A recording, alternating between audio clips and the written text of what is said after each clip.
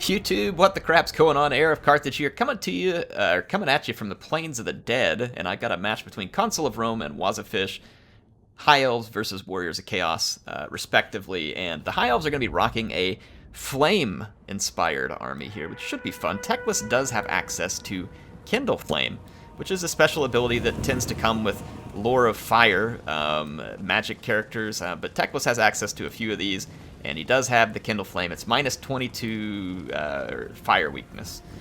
Basically, it makes you weaker to fire for about 10 or 12 seconds whenever you're casting, so it can be pretty useful. He's got a net, and of course the bound fiery convocation, or whatever it's called there. And then as far as other fire units in the army, it does have a Flamespire Phoenix out here. I'll have you go ahead and push F in the chat for the Flamespire Phoenix, because it will be forgotten for a fair portion of the battle. I can't say I haven't made that mistake myself. As far as the standard units, just some Spearmen up front and a couple of White Lions. But we do have the Keepers of the Flame, which, although it's a flame-inspired unit, does not do flaming damage, except for when they die and explode into a pillar of flame. We do have the Talons of Torcaleta, which is a regiment of renown archer that does have flaming ammunition. And if you take a look at their effect here, it's this flammable, which causes an additional 22% weakness to fire damage.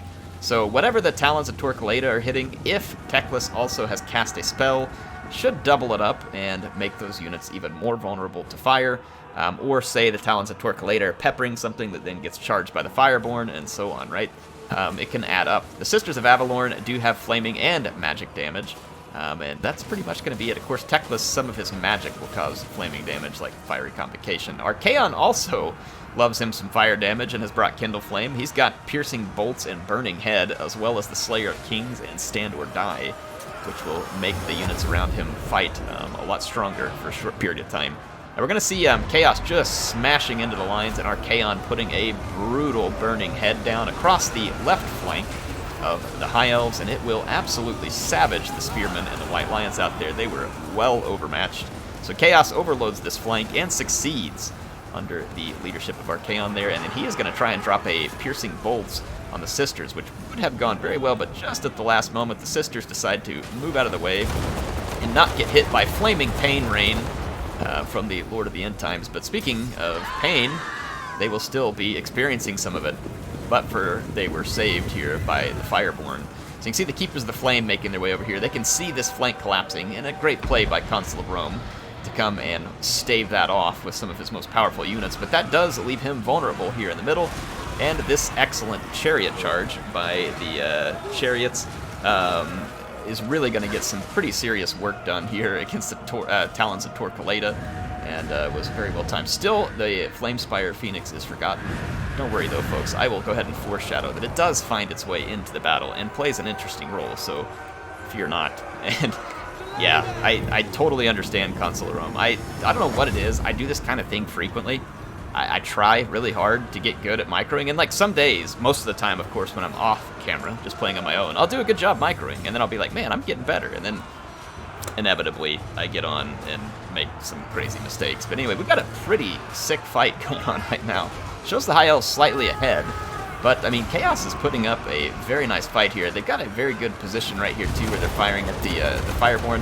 They're going to have to pull out of that though, because they get charged. So nice control of the cavalry here by Chaos. Gotta give Chaos credit. They've done some pretty nice work so far, in my opinion. And the High Elves are really kind of struggling to hold on in a lot of places. I love the use of the Chaos Spawn too, because they're unbreakable, and they just a lot of damage output that they can add into a fight. You can see it really helped here with the cheap infantry still being able to put down stuff like the White Lions. Now they are going to be caught by the Fireborn, and the Fireborn will put a summary end to Chaos Spawn. But I mean, these cavalry out here is still going to be a mess for the High Elves to deal with. And Archaon is also going to be pretty tough. And you can see here he is hunting for Teclis. Teclis, though, is quick, slippery, and greasy, and is really difficult to catch, except for when he's on foot, maybe. And so that is going to be about the only time you can catch him. So Archaon gives up on it, decides to come over here and help finish off some other High Elf units. You can see the Fireborn here hoping to get a hold of the Chaos Chariots, but the Chariots survive. The Dragon Ogres, though, are struggling. Talons of Torcaleta come back. They're able to get some shots on the Marauder Horsemen. And we do have some regrouped White Lions, and still the waiting Flamespire Phoenix out here, which is saying, Coach, for goodness sakes, put me in the game. Teclis helping out against the Mirror Guard at the moment. This is a fight he's not going to want to stay in, and you can see indeed he's going to pull out. We've got the Keepers of the Flame, which are taking a bit of a beating here, but they've also managed to stave off a huge attack from Dragon Ogres and Archaon himself for quite a while, so they get some props, I think, for holding up the entire left flank of the army, where the White Lions and the Spearmen utterly failed against that initial assault. But Chaos is going to finish this one off with quite a bit of infantry left on the field, and Archaon in decent health. Not great, but I mean, he's definitely not dead. And you think about what's left. I mean, a Flamespire Phoenix and Teclis, it's not impossible, but it's going to take some work for them to take out Archaon. It's not going to be easy. This Sisters of Avalorn can help that, but I would assume that Chaos is going to pretty quickly silence those. They don't even have to. The Sisters took their shots and they said, okay, we're good. We're good. We don't need any of what you're dishing today, Chaos, okay, please? And they took off running for the hills. Keepers of the Flame now are going to be taking a whole bunch of javelins. They don't have a shield, so this is going to be rough for an expensive unit. Despite their armor, without a shield, you are going to get savaged by that type of stuff. Flamespire Phoenix attacking the Mirror Guard, and Teclis going to drop the Fiery Convocation Bomb right on top of it, and it does pretty darn well. Archaon tells the Flamespire Phoenix to go back out of the battle, because he doesn't really appreciate his presence. The Flamespire Phoenix is not going to take that message, and is going to continue to attack these Marauder Horsemen, which is a great move to help pin them down and try and get rid of them, because you do have the Keepers of the Flame. They get terrified. They run away. We do have a few Fireborn. I almost called them Dragonborn. I've been doing good. Not going to do it. It's like when I call Ariel Alariel. Or do you get these Spearmen reactivated? They're going to go down here and chase down these Marauders. These Marauders over here are left facing some regrouped Lions. They may have a hard time finishing the Lions. It's going to just depend on a few factors. Archaon gets netted, and that is going to get him charged by the Flamespire Phoenix, shot by regrouped Sisters. And once again, though, the Sisters may have regretted their decision to come back into the fight. They're going to get summarily knocked back out of it. And Archaon does take a beating on the charge, but look at him, turn around, Cascading Fire Cloak, Standard Eye, Foe Seeker. Archaon is going to come back punching real quick here, and the Flamespire Phoenix is very close to death. However, we have seen what happens if he does kill the Flamespire Phoenix and he manages to clip the model. He will indeed kill himself. We'll see if that happens, but there's also a good chance that the Flamespire Phoenix gets some significant healing, and that's exactly what happens. It gets its healing. And despite his heroic effort here at the end, and no doubt if he would have gotten rid of the Flamespire, Teclis didn't have a chance in that fight. Like, there was no prayer for Teclis. Like, even with just 1,000 hit points, I'm pretty sure Archaon probably just puts a whale of a beating on Teclis. But yeah, it was a close one there to the very end. Nice fiery battle there brought to us by Consul of Rome. And, you know, you all were probably sitting over there screaming, I can't believe he's not using that Flamespire Phoenix. Yeah, he didn't, and it probably cost him some pain partway through that battle, but it ended up coming back and clutching. I've had that same thing happen before. And sometimes you would like to say, oh, I did that intentionally. You know, of course, trying to cover your shame for forgetting a unit, but, you know, at least speaking for myself, that's never the reason. It's just because I forgot the unit. I can't speak for Consul of Rome, but that is what I do most of the time, is just forget a unit. Let's take a look at some of the stats here. I think Teclis did a great job. He has a ton of raw damage here. Not going to show a ton of damage value, but let's be honest, Teclis did a good job this fight. Dropped some key nets, supported with Kindle Flame, kept himself alive and at high health. Very important for the power bar also in the end. I mean, look at some of these Spearmen. This is a fantastic job by the Spearmen. Didn't get a ton of damage value, but I mean, it did a lot of damage to Chaos, some of these units. So, I mean, 500, that seems pretty worth it. The White Lions here even managed to get a fair bit of raw damage, though, again, the value, not great, but, I mean, pretty impressive raw damage statistics out of both of them. Keepers of the Flame did I think, overall pretty good job. They ended up facing down Archaon, 2 units of Dragon Ogres, and a bunch of infantry. I think all things considered, they did very well here, and especially since they were able to hold that flank together when it collapsed initially under the initial assault. This is some pretty solid numbers here out of the Talons of Torcaleta. They did well.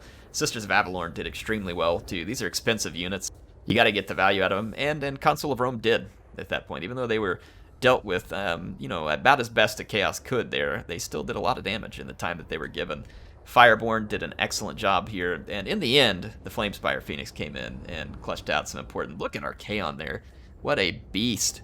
It's the reason this dude was a Lord of the End Times here, because he came in and he put a wallop on the High Elves, And honestly, some great stats out of most of the Marauders here, too, in my opinion. And see less impressive from the Mirror Guard, because if you look, some of the Marauders were dishing, like, look at this one, basically dealt the same numbers that the Mirror Guard did. So pretty impressive numbers out of the Marauders in terms of the value you get for the cost. Nice work by the Chariots. The Horse Masters, these units were pretty important, and darn near pulled out a victory just by almost like if they hadn't stayed there and kept shooting the Flamespire Phoenix, they might have been able to go and damage another unit enough, but who knows. But yeah, we'll see what happened. I thought the Hounds did a good job of doing some distraction. They didn't end up getting a lot of damage done, but some distraction. Look at these Chaos spawn. Again, dished out a lot of damage. Not a ton of value out of the Dragon Ogres, but pretty good damage on both as well. They did end up stuck in some spears and eventually up against the Keepers of the Flame, which is probably what somewhat limited them, and also they hit the Fireborn. Actually, I would say the Fireborn kind of hit them, I think, on a charge, but I don't remember exactly. Anyway, hope you all enjoyed this one. If you did, hey, make sure you go, like, if you liked the video, you watched it, and you were thinking to yourself, hey, this is a good video, I enjoyed this, go up and hit that like button. It's a very small thing, but it helps me a ton. And I'm going to be trying to bring you a whole bunch of new content this year. I'm going to need you all to leave a like where it's good.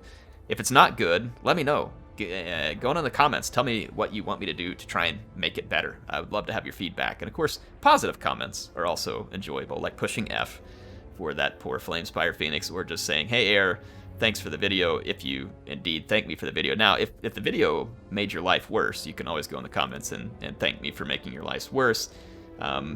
By putting out the video. Whatever it is, I'm just saying, please interact.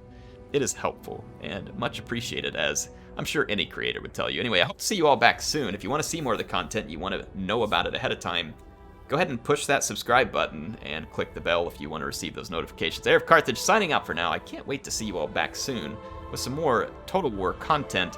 We've got some good stuff coming to you, so keep an eye out for it. See you then.